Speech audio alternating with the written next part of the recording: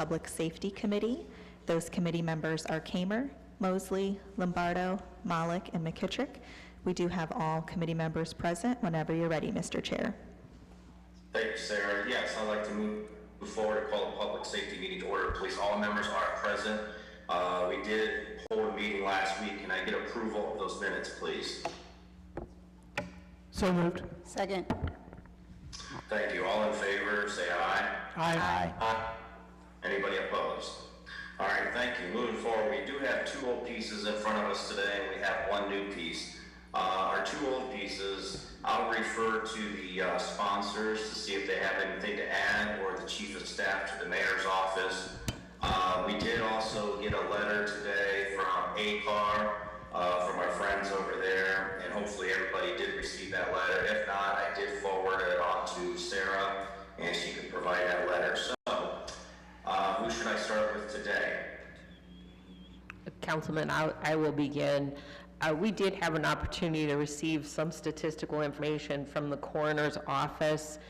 A majority, and there's not a large number, but every life matters. A majority of the individuals that passed because of carbon monoxide were in individual homes. So I know that was a question, like where's the impact? And recently it happened with Timber Top, a multi-use building. But again, the research was showing that these were single family dwellings. I can't tell you if they were rentals or not, but Chief Henderson and I looked at the statistics the coroner's office sent us, and they were single family dwellings where the incidents took place, where people in the past have passed. Okay, thank you. Anyone else that's a sponsor or the fire department? I do see Councilwoman Allen, please. Thank you so much, Mr. Chair. This legislation, to Ms. Wilms's point, will save lives, whether it's one life or many, many lives. I think that this is part of the continual effort to modernize our city code and to bring us to where we want to be as a city that cares about everyone.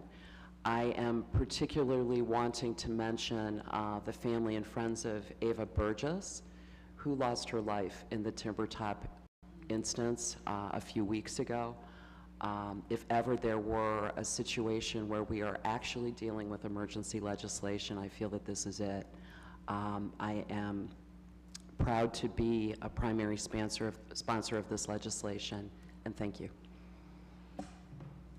Thank you, Councilwoman. Any committee members? Okay. Anyone else in chambers or online with us? Okay.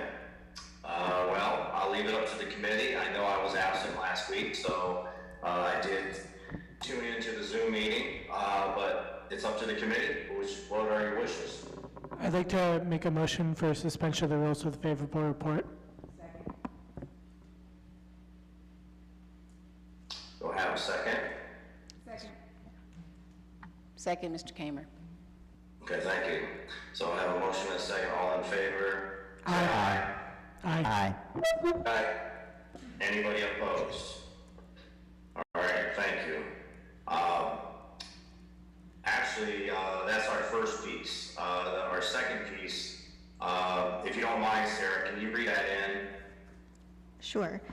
Item number 2 is an ordinance amending and or enacting Title 15 Land Usage, Chapter 150 Environmental Health Housing Code, Section 150.01 Definitions, Section 150.08 Equipment and Facilities, and Section 150.13 Rooming Houses, Equipment and Facilities of the Code of Ordinances of the City of Akron to require carbon monoxide detectors devices in residential structures in the City of Akron and declaring an emergency. All right, thank you. Is there anything to speak upon this one? Chief of Staff Kurt Wellens. Again, thank you, Councilman. This just makes the language consistent in our own code of ordinance for enforcement. All right, thank you. Councilwoman Holland, I saw that you moved forward towards the mic. Good eye, Mr. Chair. Thank you so much. I did want to mention, because the realtors were so kind as to put forward questions that I think maybe many people have about the time frame for rolling this out and for compliance, and I know that we have subject matter experts in the room. Does it make sense to address some of those questions now? Sure. Hi, thank you for the question, and thank you for taking this up in front of this body. Thank you for that. This will save lives. That question that you asked, it will be all based on the supply stock out in the field. So everybody knows we've had supply issues in the past, and the number of CO detectors that'll be needed by like apartment complex owners, single-family owners that has several properties, I would like to give them a grace period of like a 30-day grace period.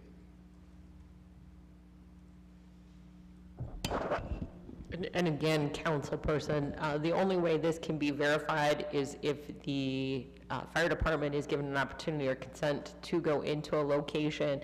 Again, we're going to do what we can to make sure everybody knows of this new legislation, give them an opportunity to comply with the legislation. And again, remind everybody, this is an opportunity to definitely modernize our code, but to save lives. That is ultimately what the goal is here, so sooner than later on all of this. Okay, thank you. Anything else? Any committee members? Public safety? All right, let me see. Anybody else with us in council chambers or online? I don't see. All right, what are the wishes of the committee then?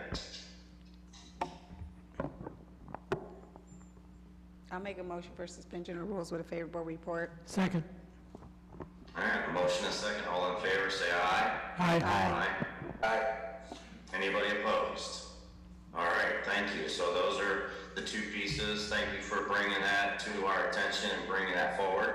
Now we'll move into our new piece that we have in front of us today. And it's actually a resolution offered by Mayor of Oregon and Councilman Freeman.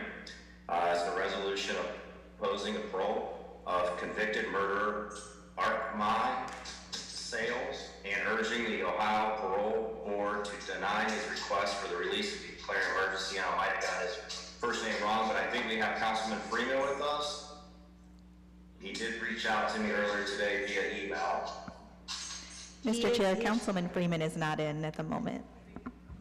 He's here. I think Okay, he's thank in his you. office. I think this is something that we usually pass routinely on city council, if I'm not mistaken. Or is this something totally new? No, councilperson, this is Gert Wilms. I can see that, I believe it was in 2018, a same request was made on behalf of Councilman Freeman. Again, these are horrific facts. A resident in his ward, Myrtle Rittenauer, was stabbed 22 times by a screwdriver. So the councilperson has made this request in the past. The mayor has also wrote a letter to the parole board asking for parole to be denied. Thank you. And I believe we have passed this in the past, Mayor and Council as a whole, correct? That I do not recall. It passed, but it wasn't as whole, I don't believe. Councilman Kamer, I think Councilman Freeman may be here in his office. I did speak with him earlier about this, and he was going to reach out to Mark, the grandson, to give an update on whether he had spoken with Mr. Sales or not. So I was hoping that he would be here to give us some kind of snapshot of this, because I think that's important for us to know where he is. I did talk to Mike about this over the weekend. He called me today, and Mr. Sales has been in 43 years. He is due for parole. He's eligible for parole in February. So even when we do send this out, I think we need to understand he is eligible for parole February of 2023. So he's getting out. He will be 80 years old. So that was something that I wanted to talk to him about and see if he had reached out to the family. So even though we're sending this down, I think it's important for us to know that he will be eligible for parole in February 2023, if I'm correct from my research. Mr. Chair, we're looking. Councilwoman, I appreciate that. No problem. I just was trying to think of a resolution that came in a few years ago, and I can't remember what it was, but I do agree. I would like to hear from Councilman Freeman. So I guess we'll make a motion for time, unless obviously he pops out real quick. Mr. Chair, Mr. Chair, I believe Mr. Fusco went to just check and see if Mr. Freeman's in his office, so if we could just take a minute. Oh, here he comes. So we, just on time. All right, we do. Mr. Freeman, we've been waiting for you. So once he takes his seat, Councilman, I'll turn it over to you. All right, thank you, pardon me. Yes, I received this notice from the Rittenauer family 2 weeks ago. And this is probably the third or fourth time we've done this regarding Mr. Sales.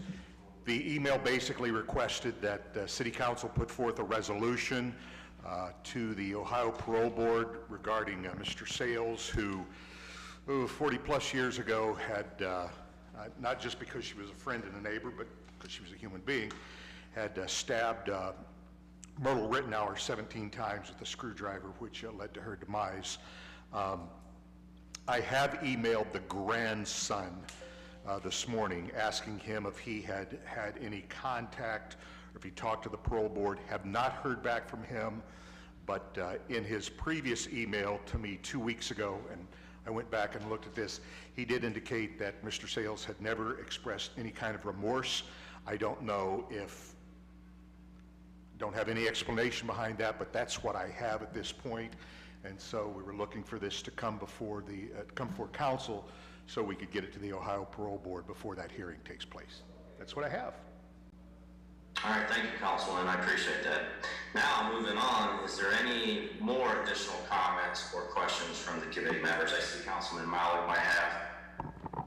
Yes, Mr. Freeman, do we know when that parole board hearing would be? I believe that takes place in less than 2 weeks. It's in December.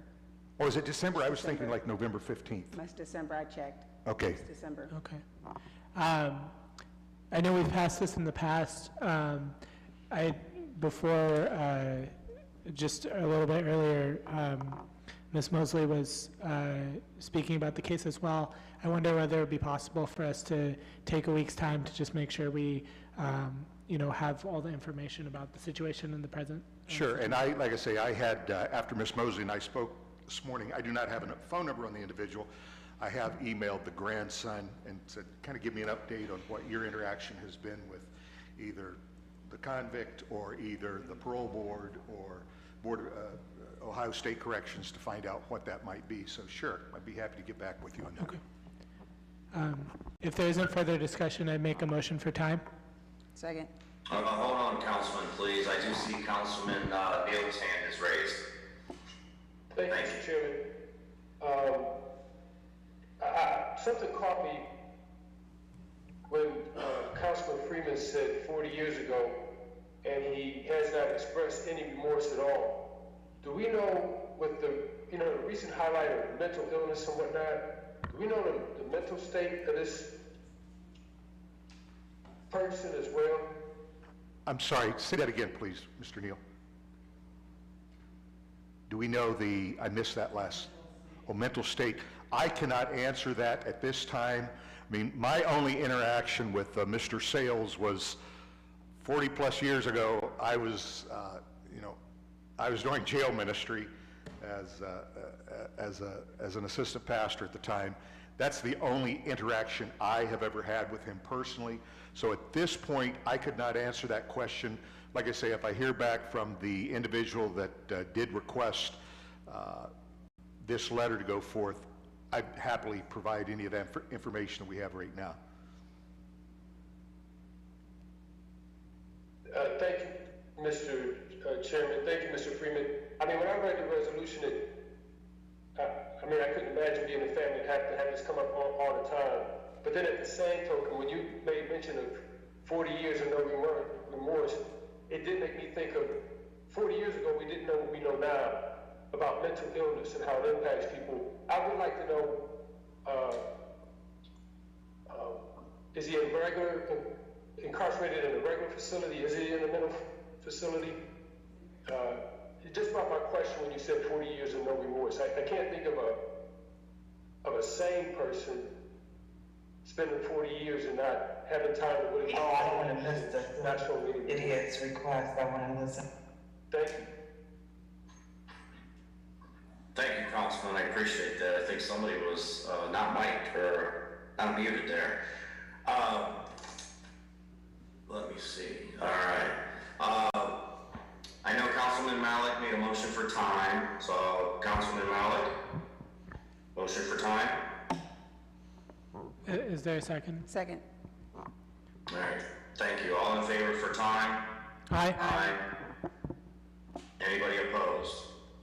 All right, thank you. We'll take time. Before we adjourn, I do want to mention that I've been working with President Somerville to bring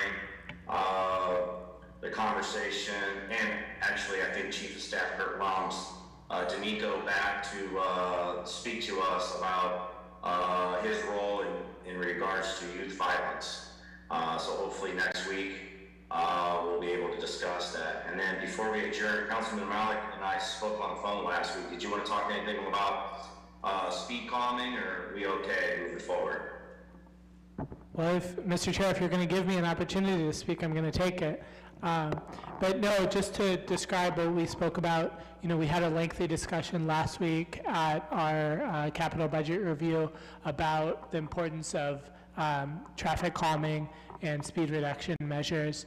And so I think my hope is that we can have discussion over the next few weeks as council and with the administration about ways that we can incorporate some of those measures and investments in this year, in the proposed capital budget for next year before we pass that. So do you have anything you want to add on that, Mr. Chair? Oh, thank you, Councilman. Just for time purposes, I agree 100% with you in regards to hoping that we and the administration can work towards putting something in the budget for speed calming. Actually, I just had an email today from a resident concerned about speeding. So it's my number one concern that I get from residents. It's the phone calls I get are from a lot of those parents out there that are scared to walk their pets, walk their children throughout our neighborhood. So I'm hoping that we can see something in the budget. So any other council members from public safety you want to chime in? If not, I do see Councilman Freeman. Oh, okay, thank you. I didn't know if you could see me here. I will, when I get response from the individual that requested the resolution, I'll go ahead and just email what my findings from the entire council. I'll email them to the entire council. All right, thank you. Thank you. Appreciate that. All right, if nothing else come before us, I guess we're adjourned. Thank you. Our next committee of the day will be the Budget and Finance Committee. That will begin at 3 o'clock. Those committee members are Freeman, Amobian, Malik, Baylor, and Lombardo. Again, that's Budget and Finance Committee. That will begin at 3 o'clock. Thank you.